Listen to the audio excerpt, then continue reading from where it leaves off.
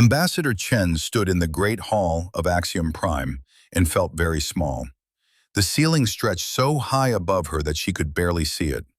Columns of light rose from the floor, each one holding a delegate from a different alien species. Some floated in bubbles of water. Others hung from the ceiling on silk-like threads. A few stood on platforms that shifted and changed shape beneath their feet. Chen wore her best suit, dark blue with Earth's flag on her shoulder. She carried a data pad that held humanity's application to join the Galactic Council as a full member. Her hands wanted to shake, but she would not let them. She was here to represent all of humanity.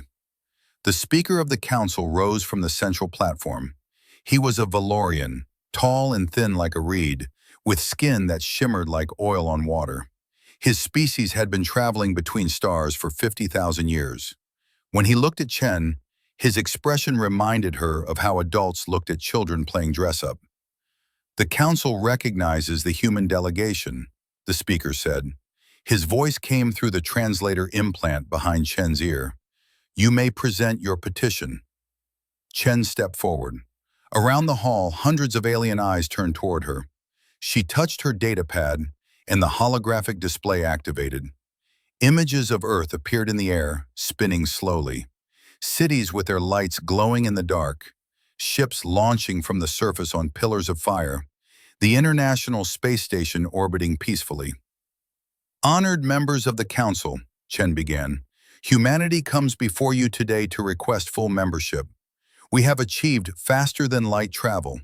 We have established colonies on 3 planets in our home system.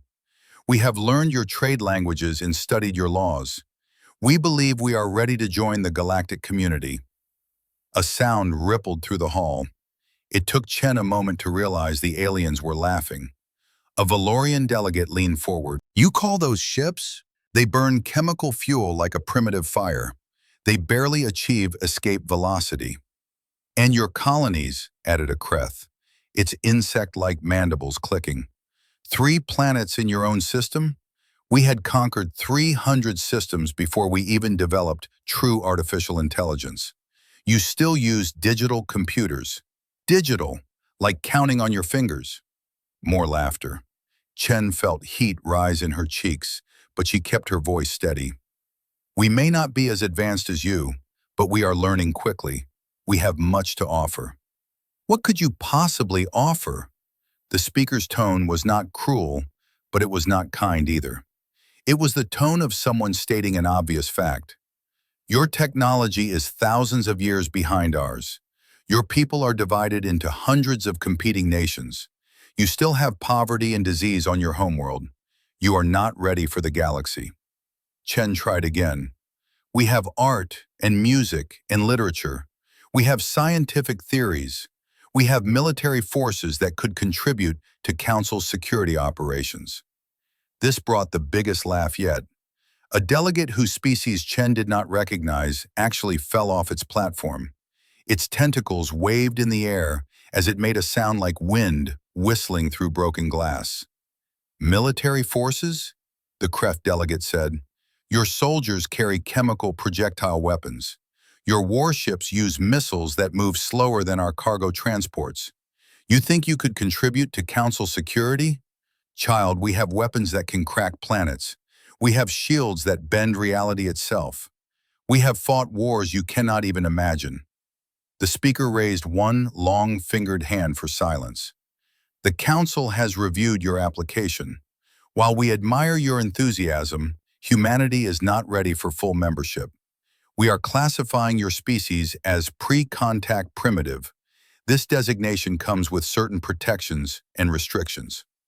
Chen felt her stomach drop, but she kept her face neutral. "What does that mean?"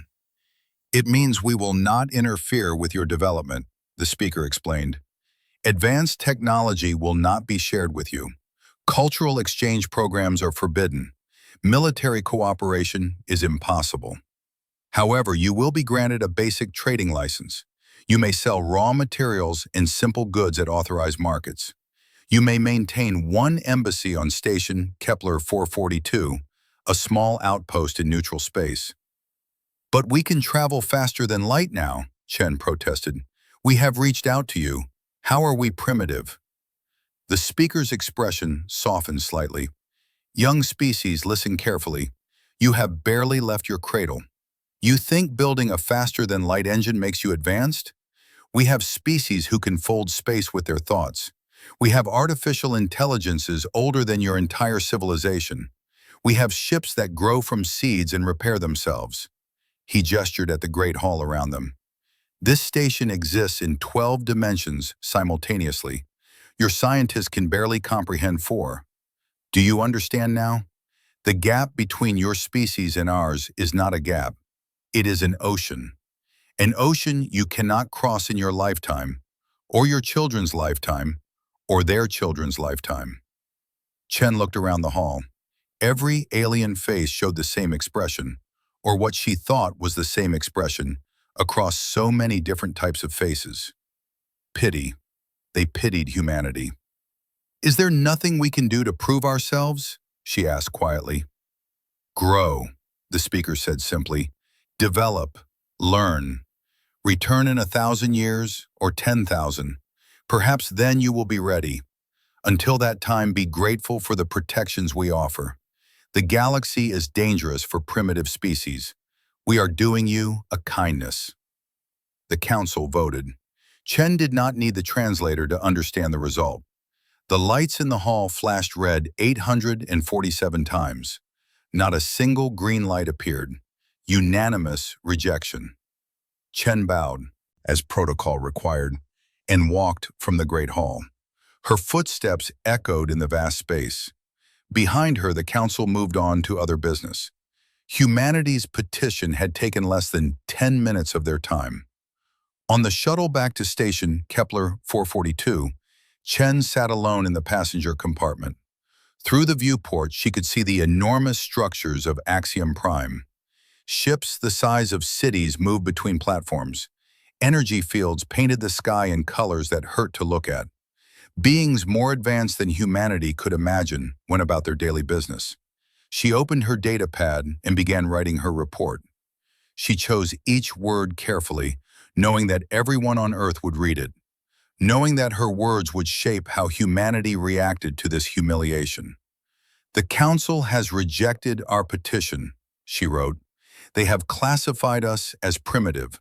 They believe we have nothing to offer the galaxy. They believe we must develop for thousands of years before we are worthy of their attention.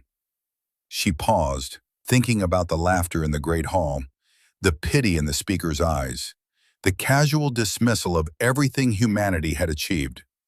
I believe they are wrong, she continued typing, but I also believe we cannot prove that to them. Not yet.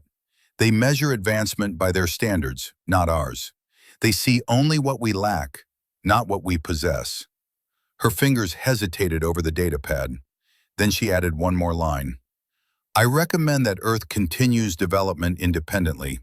We will build our strength quietly, and when the galaxy needs us, and it will need us, we will be ready. We will show them that primitive does not mean weak, and advanced does not mean wise. She sent the report with a single touch. Then she looked out at the stars and wondered how long humanity would have to wait for its chance to prove itself. She would not have to wonder long. In the outer darkness, beyond the reach of the Council's sensors, something was moving. Something that would change everything. Something that would make the galaxy remember a simple truth that the advanced species had forgotten. Sometimes the primitive ones survive because they remember how to fight. The scourge was coming. 5 years passed slowly at Station Kepler 442. Ambassador Chen had learned to accept her role. She managed Earth's small trading operations and sent reports home that nobody seemed to read. The station was small and old, orbiting a dying red star. Most species used it as a refueling point and nothing more. It was the perfect place for the galaxy to forget about humanity. Chen had made a few friends among the other low-level diplomats stationed there.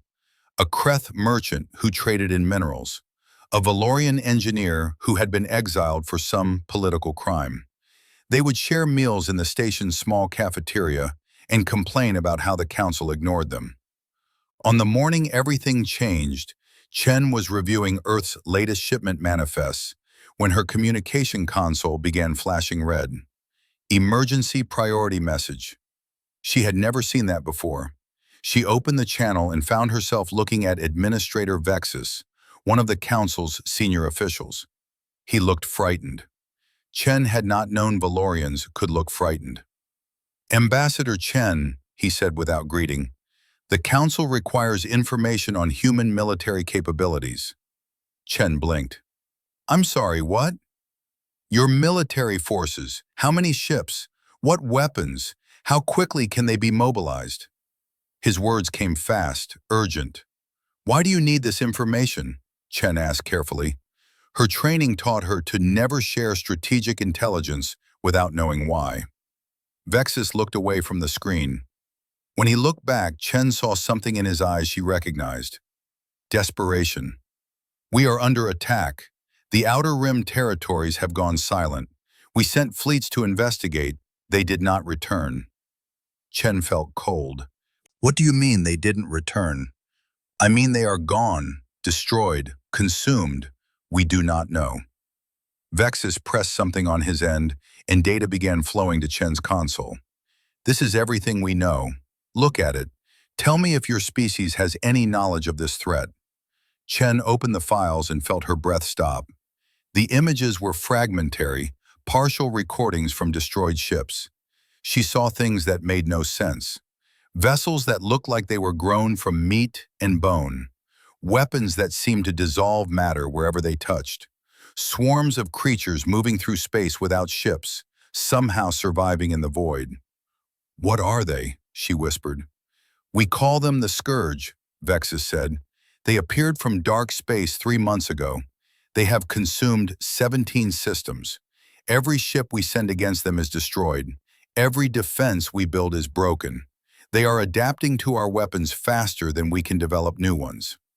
Chen scrolled through more files. Battle reports written in panicked language. Sensor readings that made no sense. Casualty lists that went on for pages. The Valorian Empire had lost a quarter of its military fleet in one engagement. The Kreth had withdrawn their entire border defense force after losing 90% of their drones. How fast are they moving? Chen asked. At current rates, they will reach Council core systems in 18 months, perhaps less. Vexus leaned closer to his screen. Every species is searching through their archives for any mention of this threat. Some think they are a biological weapon from an ancient war. Others believe they come from outside our galaxy. We do not know, but we need every resource available. That is why I am contacting even primitive species like yours. Even now, Chen thought, even facing extinction, they still call us primitive. But she kept her anger hidden. I will contact Earth immediately. We will review the data and respond as quickly as possible. Do it fast, Vexus said. The Scourge does not stop. They do not negotiate. They only consume. The channel closed. Chen sat in silence for a long moment. Then she activated her secure link to Earth's defense network. It took 3 hours for the signal to reach home, and 3 more hours for the response to arrive. She spent that time studying the data Vexus had sent. The more she read, the more frightened she became. The Scourge adapted to everything. Energy weapons that worked in the first battle stopped working in the second battle. Tactics that succeeded once failed when tried again. The only pattern was that there was no pattern. The enemy learned and changed faster than any species could counter. When Earth's response finally came, Chen recognized the voice of Admiral Kowalski. She knew the Admiral slightly from a briefing years ago. A woman with gray hair and tired eyes who had fought in Earth's last major war. Ambassador Chen, Kowalski said from the recorded message, we have reviewed the data. Our analysis teams are working non-stop. We believe we can help, but we need tactical command if we deploy forces. We need full access to Council intelligence. We need the Council to actually work with us, not just use us. Can you make that happen? Chen almost laughed. The Council would never agree to that. They were too proud. But she had to try. She sent another message to Vexus explaining Earth's terms. Then she waited and waited. Hours passed. Chen watched the news feeds from across the galaxy. The Scourge had taken 3 more systems. Refugee ships were fleeing by the millions. The Council was calling emergency sessions. Military leaders who had served for centuries were stepping down in disgrace. Finally, after 2 days, Vexus responded. The Council declines Earth's offer. We do not need primitive weapons to fight this war. We need real military power. Thank you for your willingness to help, but your forces would only be in the way. Chen read the message 3 times. Then she sent one word back to Earth. Prepare. She did not explain what she meant. She did not need to. Earth would understand. Over the next 6 months, Chen watched the war develop from her lonely station. The Scourge pushed deeper into Council space. The great empires that had ruled the galaxy for millennia began to fall. The Valorian home fleet made its last stand at the Threshold Nebula. Chen watched the battle through the public feeds. Hundreds of beautiful ships, wielding weapons that bent physics itself, fought desperately. They lasted 4 hours. When the battle ended, the Valorian species had lost 60% of its military strength. The Emperor himself died when the flagship was torn apart by Scourge bioweapons. The survivors fled toward the core worlds, and the Scourge followed. Chen walked through the station and saw fear on every face. The Kreth merchant had already left, taking his entire inventory and running. The Valorian engineer sat in the cafeteria and stared at nothing. When Chen sat down beside him, he spoke without looking at her. We were so proud, he said quietly. We thought we were gods. We had lived for so long, achieved so much. We looked at species like yours and we saw children, primitives. We thought nothing could challenge us. What changed? Chen asked, though she knew the answer. We forgot, the engineer said. We forgot that the universe does not care about pride. We forgot that advancement is not the same as strength. We forgot how to fight something that does not follow rules. He finally looked at Chen. Your species still fights wars among yourselves, yes? Yes, Chen admitted. It was one of the things the Council had criticized. Humanity's endless conflicts and inability to unite. Then you still remember, the engineer said. You remember that war is not about elegant weapons or beautiful tactics. War is about survival, about doing whatever it takes to kill your enemy before they kill you. He stood up slowly. I think the Council is about to learn that lesson. I just hope we survive long enough to learn it. He walked away, leaving Chen alone with her thoughts. 3 months later, the Council sent out an automated resource request to every member species, even the primitive ones. They needed raw materials, food, medical supplies. The message was simple and desperate. Chen responded immediately. Earth would send supplies, but Earth would also send something the Council did not ask for. The first expeditionary fleet launched from Earth orbit 2 weeks later. 12 carriers, 40 cruisers, 300 support vessels. By Council standards, it was a small force. By human standards, it was the largest battle fleet ever assembled. Admiral Kowalski stood on the bridge of the EFS Indomitable and looked at the stars ahead. She knew the Council would mock her ships. They used fusion drives instead of gravity manipulation. They carried kinetic weapons and missiles instead of energy beams and reality distortion fields. They were primitive by galactic standards, but they were here, and they were ready to fight. When the fleet arrived at the Council rally point, Chen was there to meet them. She shuttled up to the Indomitable and found Kowalski studying tactical displays of the Scourge's latest movements. Are they going to let us fight? Kowalski asked without looking up. They don't have a choice, Chen said. The Valorian fleet is gone. The Kreth swarms are depleted. The other species are either running or dying. We're all that's left. Kowalski nodded slowly. Then we'd better make sure we don't waste this chance. She looked at Chen. Tell the Council we need complete tactical data on every engagement with the Scourge. Every sensor reading, every weapon test, everything. They'll refuse. Then we leave, Kowalski said simply. We came here to help, not to die pointlessly. If they want our help, they share their data. That's not negotiable. Chen sent the message. This time the council responded within an hour. They would share everything. They had finally run out of pride. As Chen reviewed the incoming data streams, she allowed herself a small smile. Humanity was about to show the galaxy something it had forgotten. Sometimes the primitive species survives because they remember the basics. And war, stripped of all its advanced technology and elegant tactics, is very, very basic. Admiral Kowalski spent 3 days studying the data the council provided. She barely slept. Her officers brought her food that she forgot to eat. The tactical displays covered every wall of her ready room, showing battle after battle of council forces being destroyed by the Scourge. Lieutenant Park, her tactical officer, stood beside her reviewing the same information. Park was young, barely 30, but she had a mind that saw patterns others missed. Right now, her face showed the same confusion Kowalski felt. They keep making the same mistakes, Park said quietly. Every species uses the same approach. They find a weapon that works, then they build their entire strategy around it. The Scourge adapts, and then they're helpless. Kowalski nodded. The Valorians use gravity weapons exclusively. When the Scourge developed resistance, they had nothing else.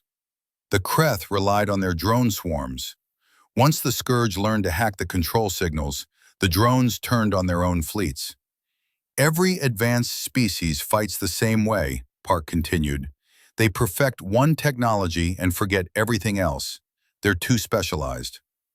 And specialization is efficient, Kowalski said, until it's not. She pulled up a display showing a human cruiser design.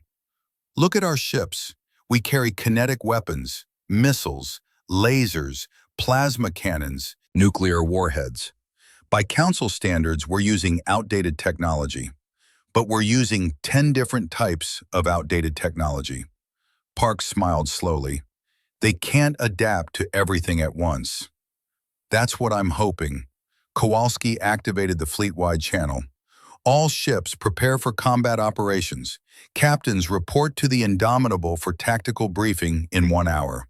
We're going to teach these things what human warfare looks like. The briefing room filled with captains from across the fleet. They stood around the holographic display as Kowalski outlined her plan. When she finished, Captain Rodriguez of the cruiser Midway raised his hand. Admiral, with respect, this is insane. We're going to deliberately use primitive tactics against an enemy that defeated the most advanced military forces in the galaxy? Yes, Kowalski said simply, because those advanced forces thought in advanced ways. They tried to outsmart the enemy with complex strategies and sophisticated weapons. We're going to do the opposite. We're going to hit them with everything at once and see what breaks. And if nothing breaks? Rodriguez asked. Then we adapt, Kowalski said. That's what humanity does best. We've fought wars against ourselves for thousands of years. We know how to change strategies mid-battle. We know how to improvise. The Scourge has never faced an enemy like us. The captains dispersed to their ships. Kowalski returned to her ready room and found Ambassador Chen waiting for her. The council observers are confused by your fleet positions, Chen said. They say your formations violate basic tactical doctrine. Council doctrine, Kowalski corrected. Human doctrine is different. We learned it fighting each other when we barely had gunpowder. She pulled up a display showing the fleet arrangement. We call it defense in depth. Multiple overlapping fields of fire. If they break through one line, they face another. And another. It's old. It's simple. And it works. The council thinks you're making a mistake, Chen said carefully. Kowalski smiled without humor. The council thought we were primitive children who couldn't possibly help them. Now they're on the edge of extinction, and we're the only ones left fighting. I'm done caring what the council thinks. 2 days later, the Scourge arrived at Kepler Station. The station's sensors detected them first, a mass of bioships moving through space like a swarm of insects. Thousands of them, maybe tens of thousands. They had consumed a Valorian colony fleet the week before and grown fat on the resources. Kowalski watched them approach on her tactical display. Up close, they were even more horrifying than the report suggested. Ships that looked like they were made of muscle and bone, weapons that pulsed like beating hearts, movement patterns that seemed random but coordinated. All ships, battle stations, she ordered calmly. Weapons free, fire when in range. The human fleet moved into position. The carriers stayed back, launching fighters in waves. The cruisers formed a wall between the carriers and the enemy. The support ships scattered into defensive positions, each one ready to provide covering fire. The Scourge accelerated toward them. At 50,000 kilometers, the human ships opened fire. Railguns spoke first. Solid metal slugs accelerated to a fraction of light speed. No energy signature to track. No complex technology to adapt to. Just mass and velocity. The slugs tore through the Scourge formation, punching holes in bioships that leaked atmosphere and fluids. The Scourge responded. Their weapons lashed out, beams of energy that dissolved matter at the molecular level. But the human ships had armor, thick plates of simple steel and ceramic. The beams cut through it, but slowly. And while they cut through the armor on one ship, 20 other ships were firing back. Missiles followed the railguns, hundreds of them, each carrying different warheads, high explosive, armor-piercing, nuclear, thermobaric. Some were guided by simple programming. Others were dumb weapons that just flew straight until they hit something or ran out of fuel. The Scourge tried to shoot down the missiles. They succeeded with the guided ones, hacking the control systems just like they had with Kreth drones. But the dumb missiles kept coming. You can't hack a rocket that has no computer. You can only destroy it. And there were too many to destroy them all. Explosions bloomed across the Scourge formation. Nuclear fireballs lit up space. The bioships writhed and twisted, trying to regenerate damage faster than it was being inflicted. "Fighters, engage!" Kowalski ordered. 300 human fighters screamed into the battle. They were small and fast, covered in simple armor and carrying a mix of weapons. The pilots flew them manually, no AI to hack, just human reflexes and training. They swarmed around the Scourge ships like wasps, firing cannons and dropping mines. The mines were Park's idea. Simple spheres with proximity fuses. When something came within 10 meters, they exploded. No advanced targeting, no complex systems, just a sensor, a bomb, and a trigger. The Scourge had never faced weapons like this. Their adaptation mechanisms struggled. They could develop resistance to the energy weapons, but the kinetic slugs still hit just as hard. They could learn to dodge guided missiles, but the dumb ones kept coming in straight lines. They could regenerate from burns and cuts, but nuclear explosions vaporized tissue faster than it could grow back. Lieutenant Park watched her tactical display with wide eyes. "Admiral, they're adapting to the railguns. Their armor is getting thicker." "Switch all railgun crews to high-explosive shells," Kowalski ordered immediately, "and launch the second-wave missiles with chemical warheads." The human fleet changed tactics smoothly. Ships that had been firing solid slugs switched to explosive rounds. The Scourge's thickened armor stopped the kinetic impact, but then the explosives detonated, shredding the armor from the inside. "They're adapting to the nuclear warheads," Park reported, "developing some kind of heat dissipation." "Cease nuclear weapons," Kowalski said. "All ships switch to conventional high explosives and focused energy weapons." The battle raged for 6 hours.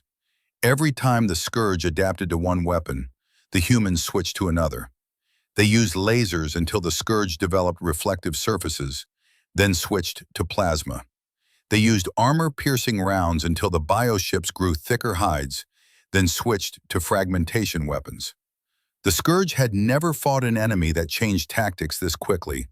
Their adaptation mechanism was powerful, but it needed time. They had evolved to fight species that perfected one or two types of weapons. The humans kept introducing new threats faster than the Scourge could adapt to old ones. Finally, the Scourge fleet broke. It was something they had never done before. They simply turned and fled, leaving behind the wreckage of hundreds of bioships. The human fleet had lost 12 ships, with another 30 damaged. By Council standards, those were acceptable casualties. By human standards, it was a victory. Kowalski stood on her bridge and watched the enemy retreat. Around her, the crew was silent. They had just done something no other species had managed. They had made the Scourge run. "Get me the Council," Kowalski said quietly. The transmission went out immediately. Within an hour, every major council leader was watching. Kowalski appeared on their screens, still wearing her combat uniform, smoke stains on her sleeves from a small fire on the bridge. "This is Admiral Kowalski of the Earth First Expeditionary Fleet," she said. "We engaged the Scourge at Kepler Station. Enemy casualties estimated at 68%. They have withdrawn from the system. Human casualties minimal." Silence on the other end. Then Administrator Vexus spoke, his voice shaking slightly. "You defeated them? Actually defeated them?" "Yes," Kowalski said, "and I can do it again, but I need full tactical command of all Council forces. I need control of supply lines. I need your ships to start training in human combat doctrine, and I need it now because that fleet will be back, and next time they'll be adapted to at least some of our weapons." "What do you need us to do?" Vexus asked. Kowalski smiled. "I need you to start thinking like primitives, because right now primitive is what wins wars." The Council agreed to her terms within 24 hours. They had no choice. The humans had done in one battle what the advanced species could not do in 6 months. They had hurt the enemy. They had proven it could be done. Ambassador Chen watched the negotiations from her office on what remained of Kepler Station. The battle had damaged part of the structure, but the human fleet had protected it.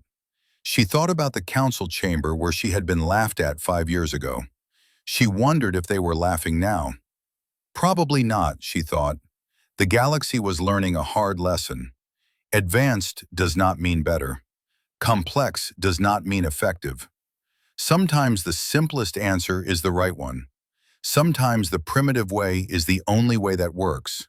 Kowalski's fleet moved deeper into council space, gathering allies as they went.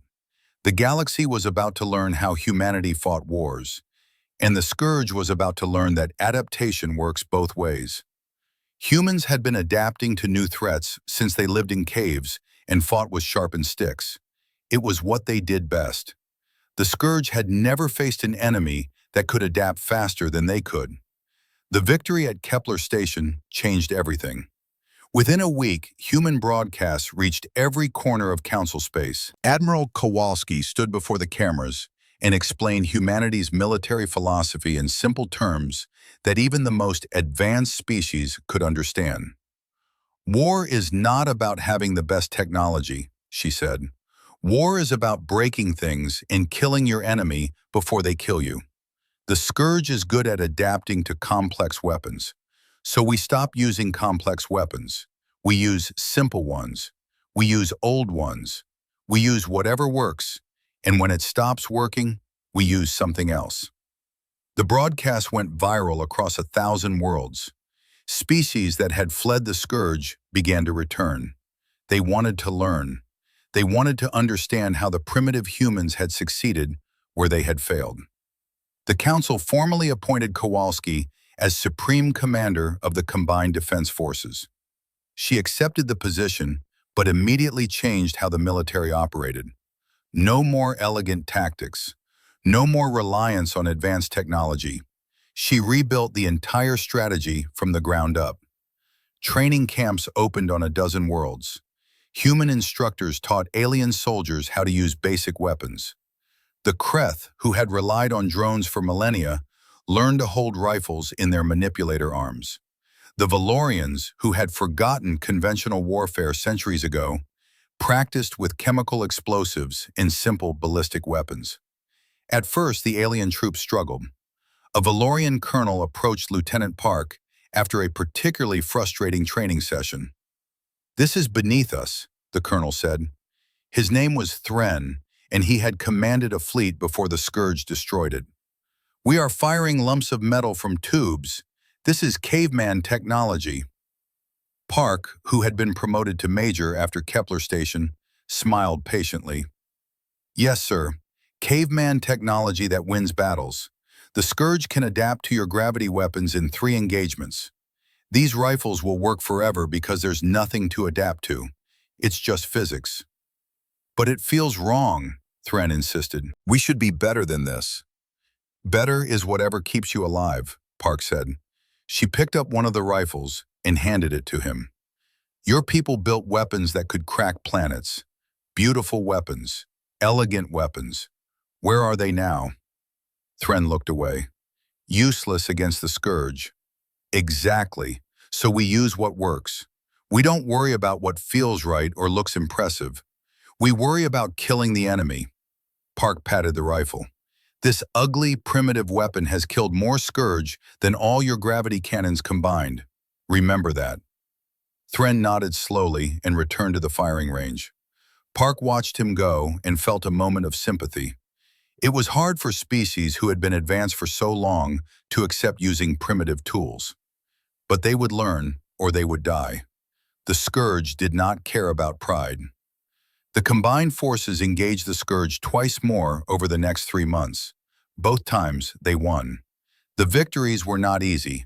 Ships were lost. Soldiers died. But the Scourge retreated both times, something they had never done before humans arrived. Then everything changed again. The 4th battle took place near a gas giant called Hephaestus. Kowalski's fleet caught a Scourge invasion force mid-deployment. The battle began like the others. Railguns fired, missiles launched, fighters swarmed. The Scourge took heavy casualties. But this time, they did not run. Major Park watched her tactical display with growing concern. "Admiral, they're not adapting the same way. They're doing something different." Kowalski leaned forward. "Explain." "Previous battles, they adapted to specific weapons. Railguns, missiles, whatever. This time, they're developing general defenses. Thicker armor overall. Faster regeneration. They're not trying to counter each weapon individually. They're learning from us," Kowalski said quietly. "They're adapting their adaptation process." The battle turned brutal. The Scourge absorbed punishment that would have broken their earlier fleets. They lost ships, but they kept coming. Human losses climbed. 5 ships destroyed. 10. 15. Kowalski ordered a fighting retreat. The fleet pulled back in good order, but it was a retreat nonetheless. The first time humans had been forced to withdraw. In the days after, Kowalski gathered her staff to analyze what went wrong. The ready room was crowded with officers from multiple species. Thren was there, along with a Kreth tactical specialist and several human commanders. "They're getting smarter," the Kreth specialist clicked. Its name was Vrex, and it had survived 3 encounters with the Scourge. "They adapted to our adaptations. Each time we change tactics, we teach them something new. They are learning our patterns." "So we stop having patterns," Park said. Everyone turned to look at her. She stood and walked to the holographic display. "We've been teaching the Council forces human tactics, standard formations, proven weapons combinations. We're creating doctrine, and doctrine is predictable." "What are you suggesting?" Kowalski asked. Park pulled up recordings from all 4 battles. "Look at this. In every fight, we start with kinetic weapons, then missiles, then energy weapons. We're following a sequence. The Scourge can't predict exactly what we'll use, but they can prepare for the general pattern. They know we'll cycle through different weapon types." "So we randomize," Thren said, understanding dawning in his eyes. "We make every battle completely different." "Exactly," Park said.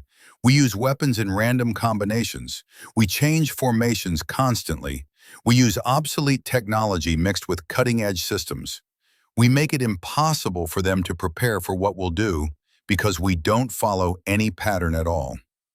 Kowalski stood and studied the display. You're talking about deliberate chaos. Yes, ma'am. The Scourge adapt to patterns, so we give them no patterns. We make warfare itself unpredictable. The next week, Park's idea became official doctrine. Except it was not doctrine at all. It was anti-doctrine. Every ship captain received orders to use their own judgment. Every squadron leader chose their own tactics. The only rule was that there were no rules. Human engineers started building the strangest weapons. One cruiser mounted medieval-style crossbows modified to fire explosive bolts in vacuum. They worked because they were simple, and the Scourge had never encountered anything like them. Another ship used speakers to broadcast Earth music during battles, finding that certain frequencies disrupted Scourge bioships. A Marine unit started carrying combat knives in addition to their guns. When boarding actions occurred, they found that simple, sharpened metal was just as effective as plasma weapons against Scourge organisms. Easier to use, too. No power cells to fail. The Kreth embraced the chaos with enthusiasm. They started manufacturing millions of simple drone bodies with random weapons attached. Some carried explosives. Others carried acid sprayers. Some just rammed into enemies. The Scourge could not adapt because each drone was different, and there were too many variations to prepare for. Thren and his Valorian units made a breakthrough when they combined their gravity manipulation with human kinetic weapons.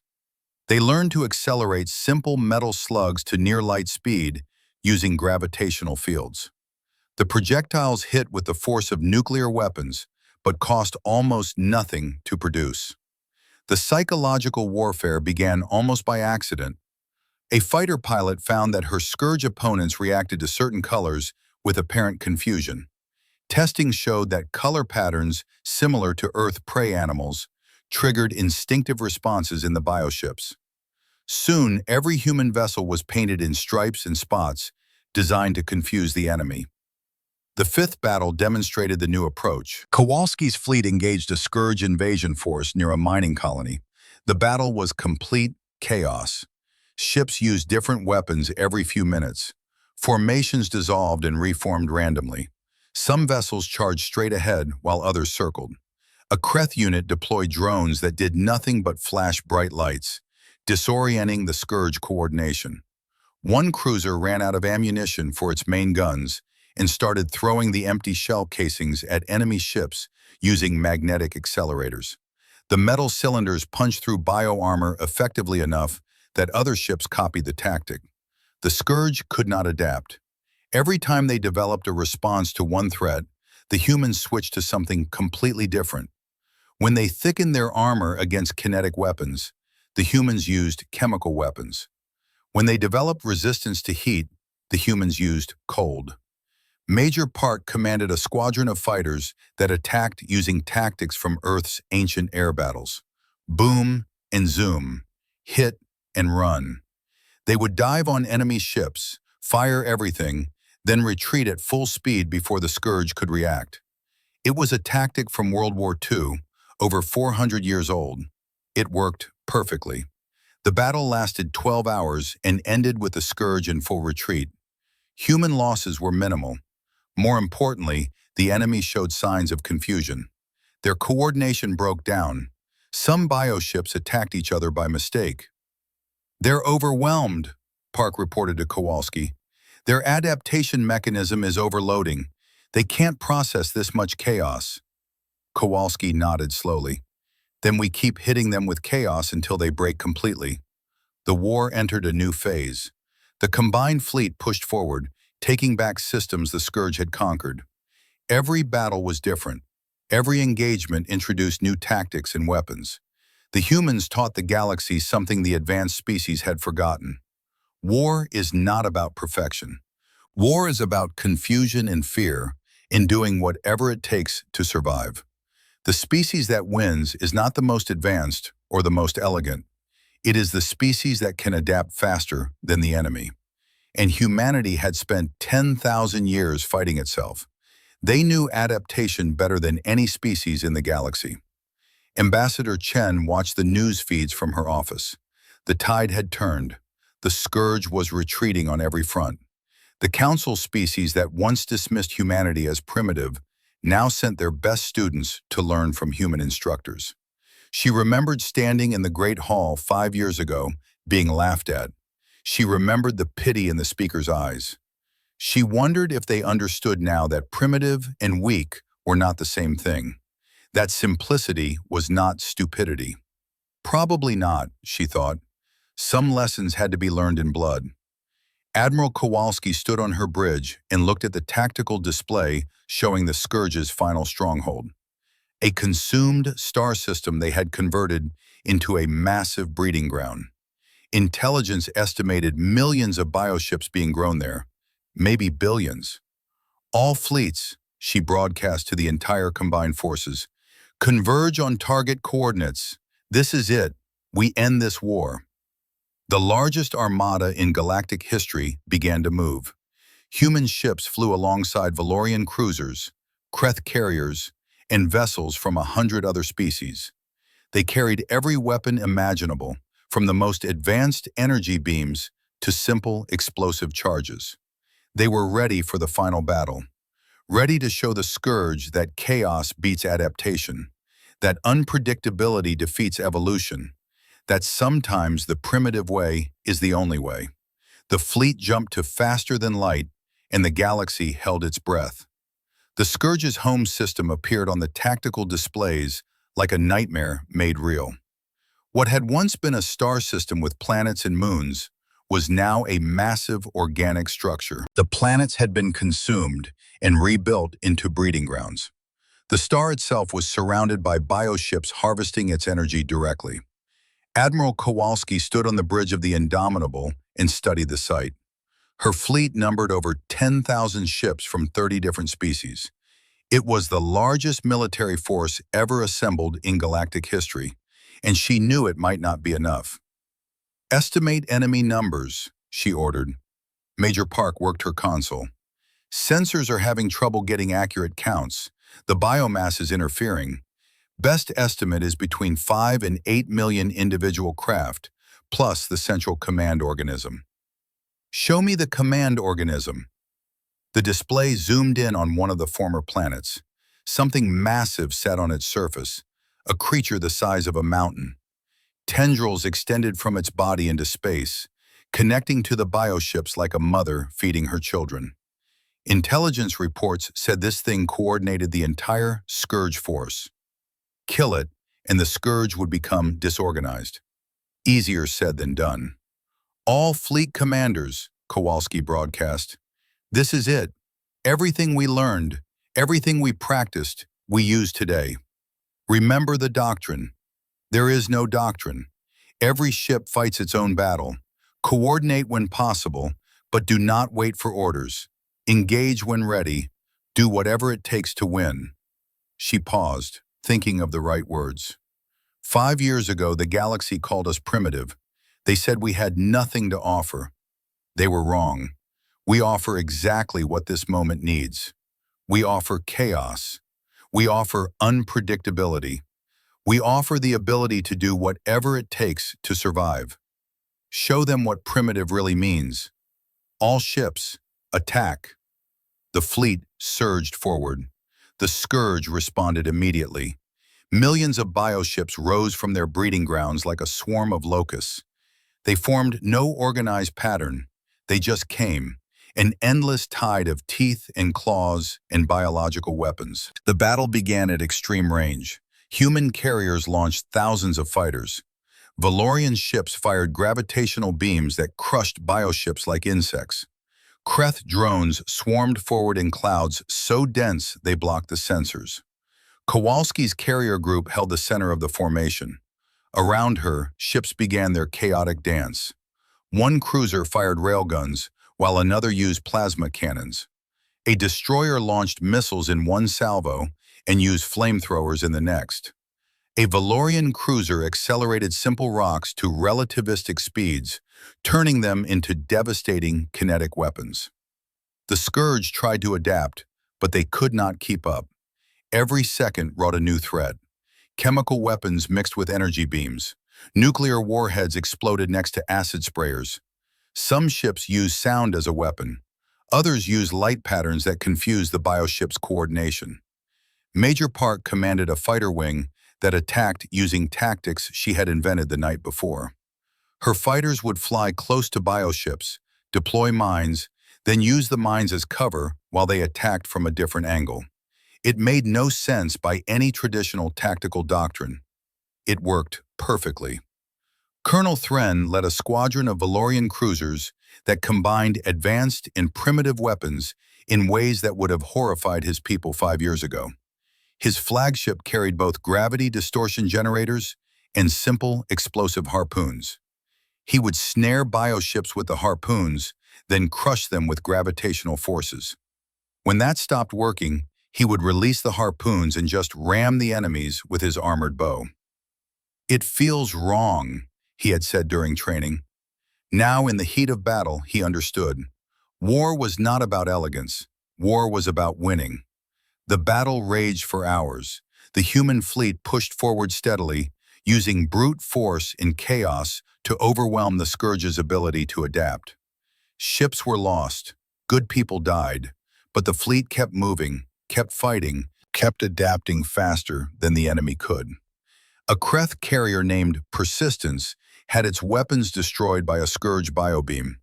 Instead of retreating, the captain ordered the ship to accelerate to maximum speed. The Persistence rammed into a cluster of bioships, destroying itself and hundreds of enemies. The wreckage created a gap in the Scourge formation that 3 human cruisers exploited immediately. Everywhere, individual acts of courage and improvisation turned the tide. A human marine unit boarded a bioship and discovered that fire extinguishers were more effective than plasma rifles against the organic corridors. They spread the word, and suddenly hundreds of ships were using simple chemical foam as a weapon. A Valorian engineer discovered that the Scourge's biological systems were vulnerable to certain radio frequencies. Within an hour, every ship was broadcasting static on those frequencies. The bioships began to twitch and spasm, their coordination breaking down. Admiral Kowalski watched it all from her command center. The chaos was beautiful in its own way. 10,000 ships fighting 10,000 different battles, yet somehow working together. No grand strategy, no elegant tactics, just warriors doing whatever it took to win. "Admiral," Park called out, "we have a clear path to the command organism. Should we take it?" Kowalski looked at the tactical display. The fleet had carved through the Scourge defenses, but the cost had been high. 2,000 ships destroyed, 5,000 more damaged. They could retreat now, regroup, try again another day, or they could end it. "All ships," Kowalski broadcast, "I am taking the Indomitable on a direct course for the enemy command organism. Anyone who wants to follow me, now is the time." She did not order anyone to follow. She did not need to. Within seconds, 500 ships broke formation and accelerated toward the command organism. Human vessels mixed with alien ones, all of them battered and damaged, all of them still fighting. The Scourge threw everything at them. Bioships swarmed from all directions. Weapons that dissolved matter struck armor plates. Tendrils reached out to grab ships and crush them. The defending force was desperate and vicious.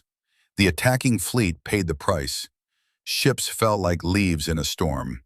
The cruiser Midway took a direct hit to its reactor and exploded, taking 3 bioships with it. A Valorian destroyer lost its engines but kept firing until it was torn apart.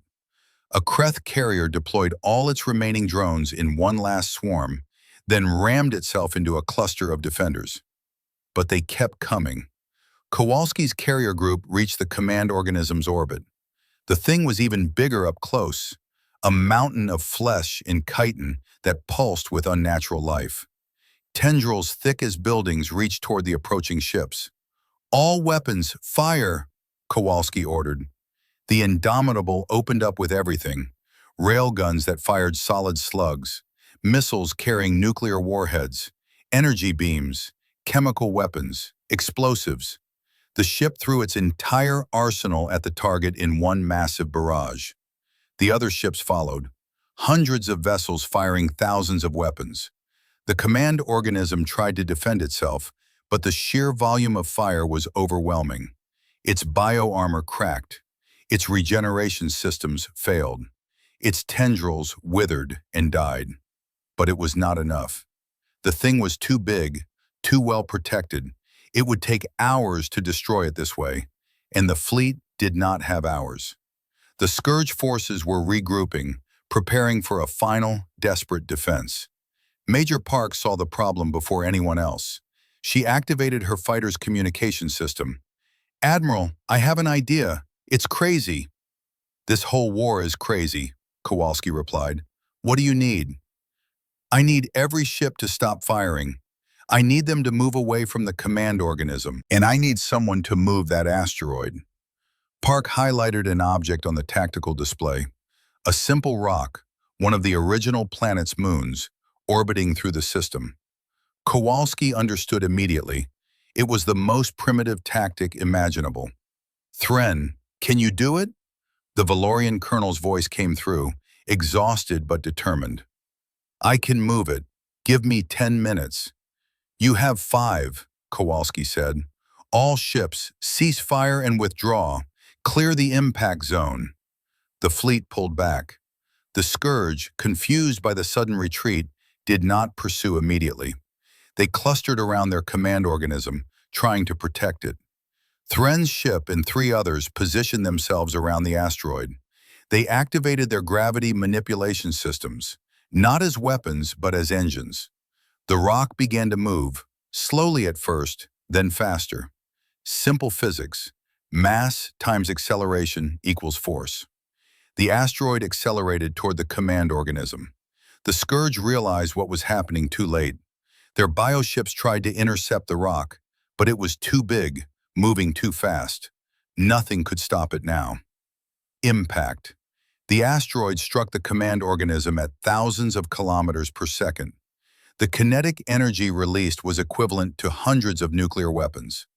The command organism simply ceased to exist, vaporized by the impact. The shockwave tore through the surrounding bioships, destroying thousands of them instantly. The remaining Scourge forces went mad. Without their command organism, they had no coordination. Bioships attacked each other. Some fled in random directions. Others simply stopped moving and drifted in space. The fleet moved in and finished them methodically. It took 3 more days to clear the system, hunting down the last remnants of the Scourge. When it was done, the threat that had nearly destroyed the galaxy was ended.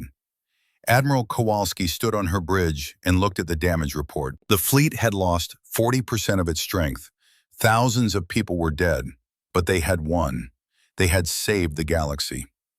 3 months later, the Galactic Council reconvened on Axiom Prime.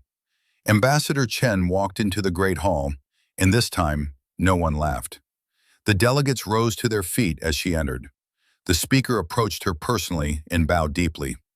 "Ambassador Chen," he said, his voice filled with genuine respect. "On behalf of the entire council, I apologize. We were wrong about your species. We were wrong about what it means to be advanced. You saved us all, and we will never forget that debt." Chen accepted the apology with grace, but she had not come just for gratitude. She had a proposal. "Honored members," she said when it was her turn to speak, "we won this war, but we almost lost it.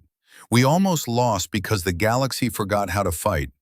You relied on advanced technology and elegant tactics. You forgot that war is fundamentally simple. You forgot the basics." She activated a holographic display showing battle footage. "I propose the primitive standard, a new military doctrine for all council forces.